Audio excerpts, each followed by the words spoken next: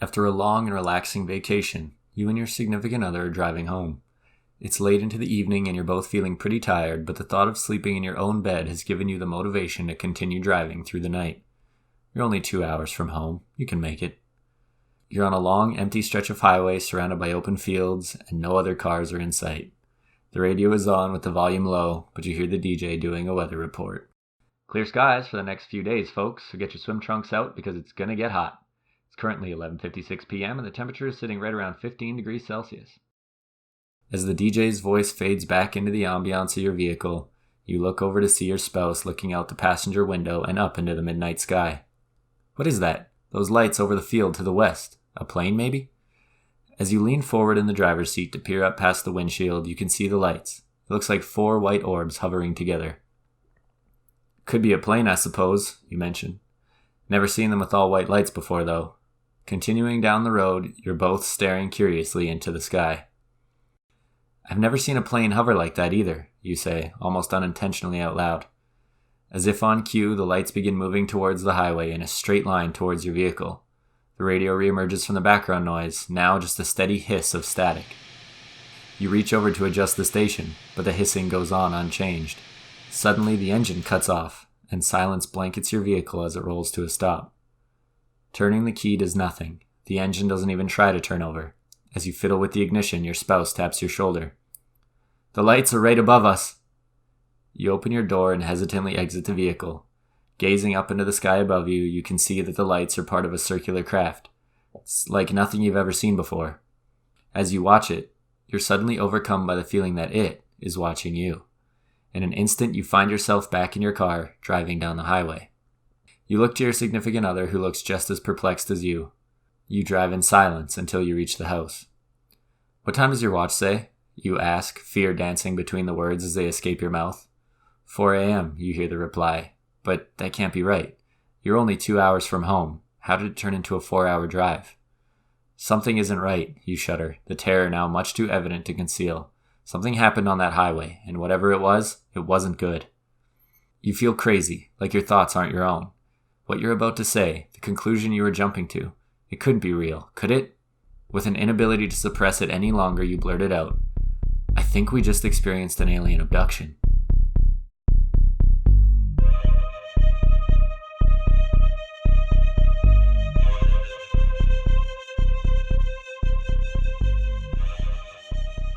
Good evening, ladies and gentlemen, and welcome to the Lone Crow Podcast. I'm your host, Douglas Mackay. Off the top, I want to reach out to you fine listeners and say, if any of you have a story you want to share on the podcast, I am still looking for listener submissions for a full bonus episode of listener-submitted stories. If I can get enough on a fairly regular basis, I would love to start putting out listener episodes as a bonus show to fill the weeks between regular episodes.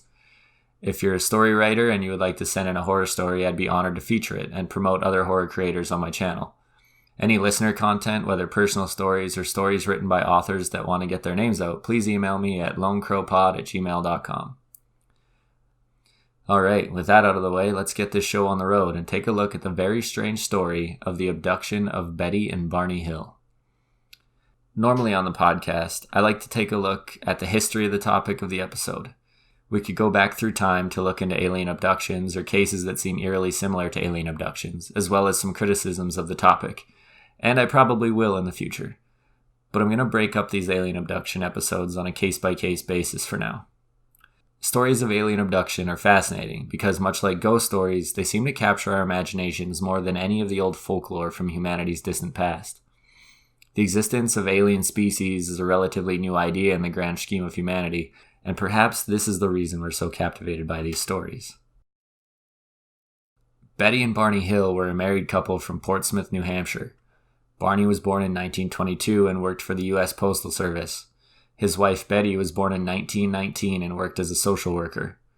They were members of the local Unitarian congregation and the NAACP, the National Association for the Advancement of Colored People, and Barney sat on a local board of the United States Commission on Civil Rights. They were an interracial couple in a time when it wasn't common or widely accepted. Barney was African American and Betty was Caucasian. The Betty and Barney Hill abduction case was the first alien abduction reported in America, but not likely the first abduction to occur. Their story begins on September 19th, 1961, while driving from Montreal back to their home in Portsmouth. They were driving on Route 3 through the White Mountains in New Hampshire. At about 10:30 p.m., Betty noticed a bright light in the sky. Thinking it might be a shooting star, Betty quickly changed her mind when it began changing directions abruptly. Barney decided to pull off of the road to let their dog out to go to the bathroom, and to get a closer look at the craft through his binoculars. They both took a look at the craft. Betty, after remembering her sister telling her about a UFO encounter she had in the past, thought she was seeing an alien aircraft. Barney, on the other hand, initially thought it was a commercial airliner, until it changed directions and began flying towards the road. They continued driving down the isolated highway, watching the craft closely as it zigzagged through the night sky. Suddenly, it accelerated in their direction and flew so closely overhead that Barney stopped the car in the middle of the road. The large, silent craft hovered 80 to 100 feet over the road in front of them. Barney exited the vehicle with his pistol in his pocket and binoculars in hand. Looking up at the craft, he could see that it was shaped like a pancake, with what seemed to be a large window along the side of the craft facing him. In the window, he said he saw 8 to 11 humanoid figures looking down at him. As the figures began moving about the craft, one continued to stare at him, and in some form of telepathy told Barney to, quote, "Stay where you are and keep looking," end quote. Barney recalled the figures wearing glossy black uniforms and black hats. As he watched, red lights on what looked like wings began to telescope out of the side of the craft, and a long structure descended from beneath it. The object slowly began to drop towards the road in front of them. Barney pulled the binoculars away from his face and ran back to the car. In a panic, he told Betty, quote, "They're going to capture us," end quote. He raced away as the object moved to position itself over the car. He told Betty to look for the craft, and she rolled down her window and looked towards the sky. As she did, they heard a strange buzzing sound that seemed to bounce off of the trunk of the car. It seemed to put them in a strange, dull state, somewhat altering their consciousness. A second round of buzzing sounds suddenly brought them back to their normal state of mind, but now they found themselves about 35 miles farther up the road. They recalled encountering a roadblock, but other than that, the drive went as planned. But upon arriving at home, they had some strange urges and sensations. Betty kept her luggage by the door instead of bringing it into the house. Both of their watches had stopped permanently. Barney's binocular strap was broken and the tips of his shoes were scraped and scuffed. And he felt compelled to check his genitals, but he didn't find anything unusual. They took long, thorough showers due to a fear of potential contamination, and they drew what they saw. They realized that they had about 2 hours of time that they had no recollection of. No matter how hard they tried, they couldn't figure out what had happened in those 2 hours. They decided to get some sleep. They woke in the afternoon the next day, and Betty went to put the dress she had been wearing away in the closet. She found that it had been torn in a number of places, and had a strange pink powder on it. She set it on the clothesline and the powder blew away. She decided to keep the dress, though it was damaged, and she tucked it into her closet for the time being. Betty called her sister to tell her about the encounter. She told her sister about her fears of being exposed to radiation. Betty's sister ran next door to her neighbor, a scientist, to get some advice from him.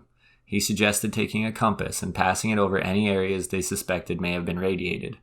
They headed out to the car where they found 2 shiny circles on the trunk. When the compass passed over them, it would spin rapidly, indicating a spike in electromagnetic energy. Betty's sister told Betty to report the incident to Peace Air Force Base, assuming they would have more information on what was supposed to be in the sky that night.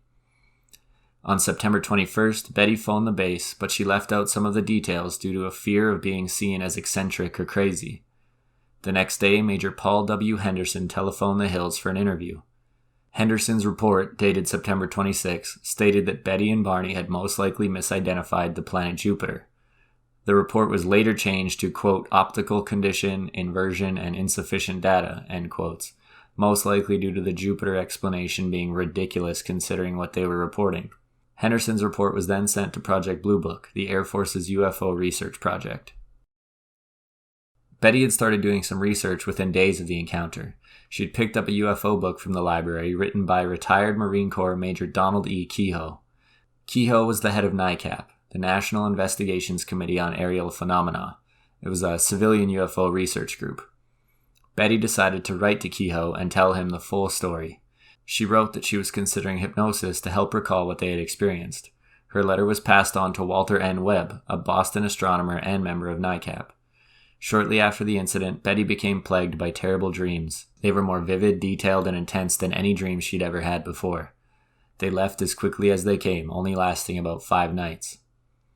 It was 2 months later that she decided to write down the details of the dreams.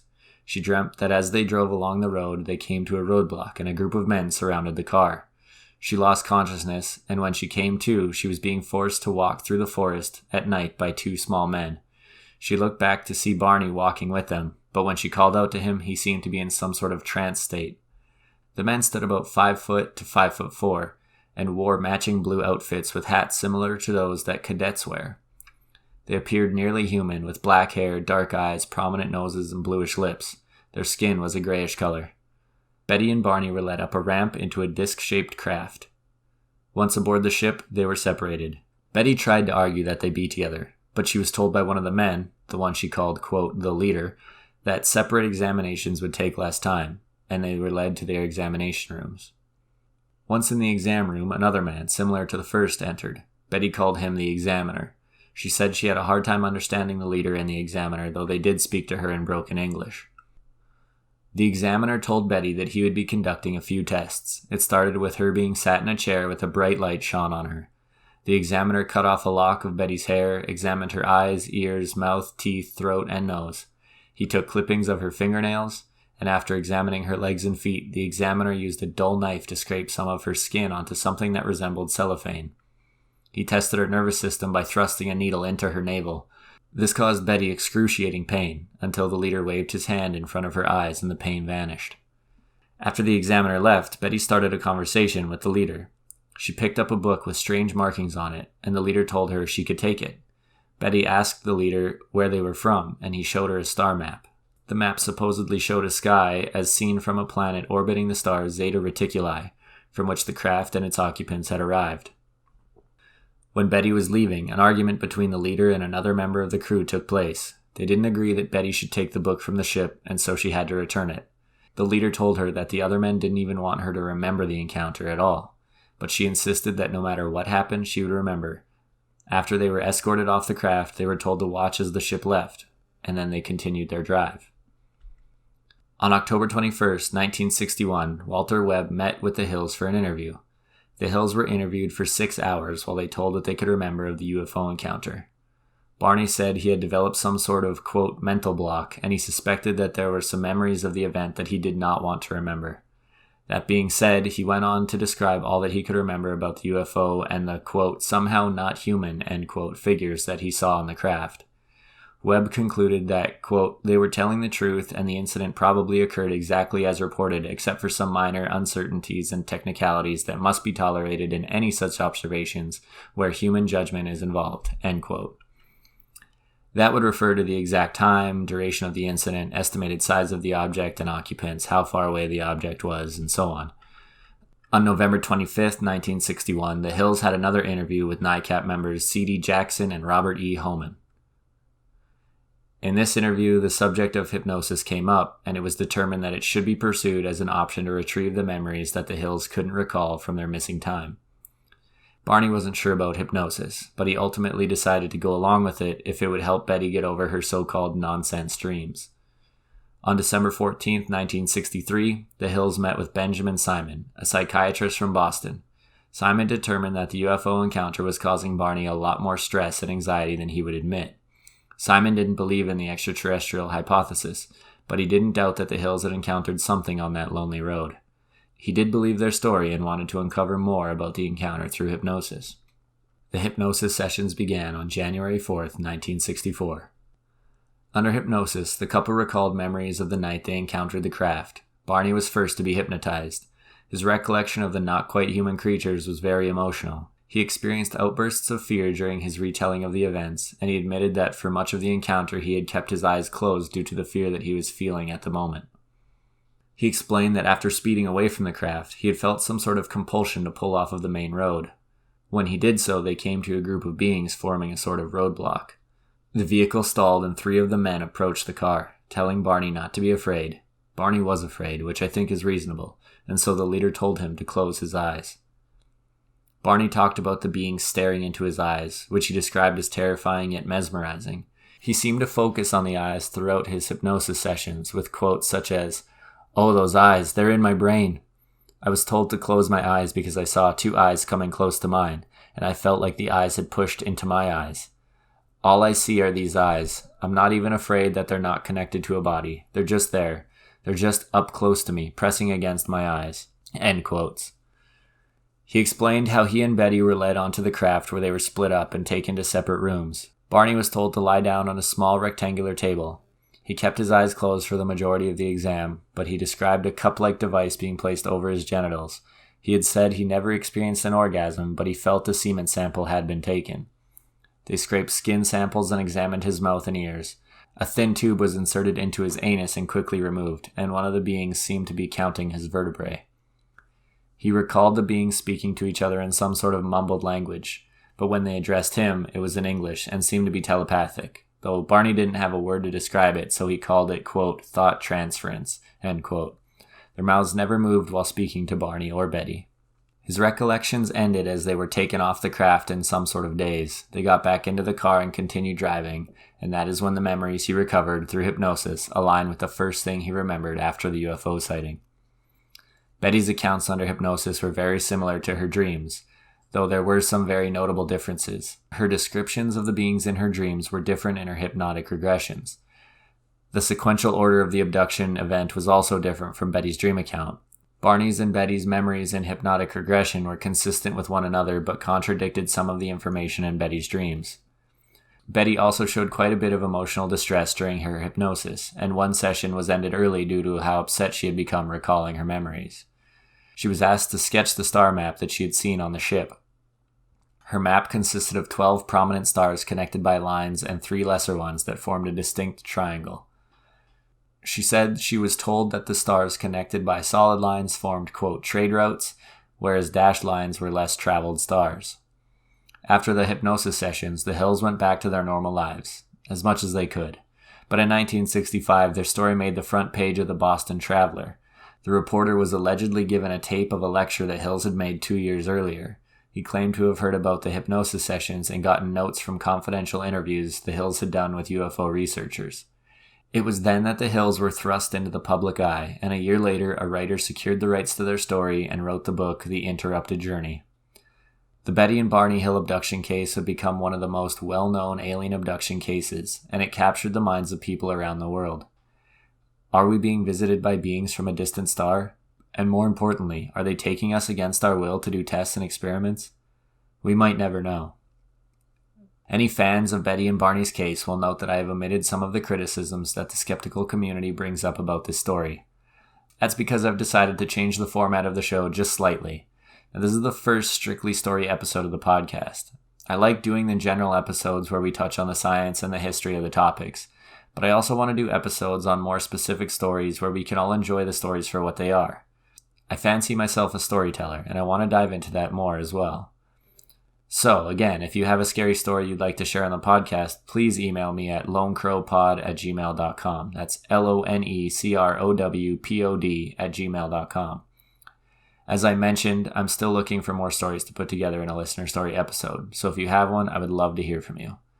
You can join the murder on social media. Just search at @LoneCrow_pod on Instagram and Twitter, or follow me on Facebook at The Lone Crow Podcast. Subscribe to Lone Crow on YouTube. All episodes of the podcast will be posted on the channel, as well as future horror projects that I have planned. If you're a gamer, I have a Mixer channel where I stream horror games, and if you're interested in checking that out, just search Official Lone Crow on Mixer, all one word. I've been playing Visage recently, and it has been sufficiently scary. Thank you, Cash Lewis, for designing the Lone Crow logo and for doing all the artwork for the podcast. Check him out on Instagram at illcashlewis. That's at ILLCASHLEWIS. Thank you to Brastulu for creating the theme song for the podcast. Lastly, thank you to all of my subscribers on YouTube and all of the listeners of the podcast. The kind words that I receive are great motivation for me, and I look forward to providing you with even more horror content. Thank you all very much for listening, and we'll see you on the next episode of the Lone Crow Podcast.